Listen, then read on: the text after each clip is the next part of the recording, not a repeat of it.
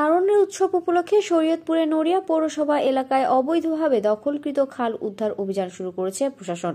রুদ্রবার্তার প্রতিনিধি পাঠানো প্রতিবেদন ও ভিডিও চিত্র নিয়ে বিস্তারিত। তারুণ্যের উৎসব 2025 উপলক্ষে শরীয়তপুরের নড়িয়া পৌরসভায় খাল খনন ও অবৈধ খাল উচ্ছেদ অভিযান শুরু করা হয়েছে। নড়িয়া পৌরসভার উদ্যোগে মঙ্গলবার 28 জানুয়ারি সকাল 10টায় নড়িয়া পৌর বাজারের দক্ষিণ পাশ দিয়ে প্রবাহিত খাল উদ্ধার কার্যক্রমের উদ্বোধন করেন নড়িয়া উপজেলা নির্বাহী অফিসার শঙ্কর চন্দ্র বৈদ্য। উপস্থিত ছিলেন নড়িয়া সহকারী কমিশনার ও নড়িয়া পৌরসভার প্রশাসক মোহাম্মদ পারভেজ, নড়িয়া পৌরসভার নির্বাহী কর্মকর্তা ওয়াহিদুল ইসলাম, বণিক সমিতির নেতা মোহাম্মদ আলী ব্যাপারী প্রমুখ।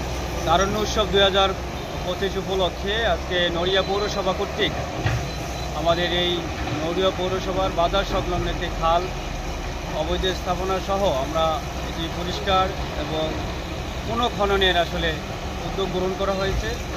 এই কাজে আমাদের যারা সহযোগিতা করছে সকলকে আমরা আন্তরিকভাবে ধন্যবাদ জানাচ্ছি।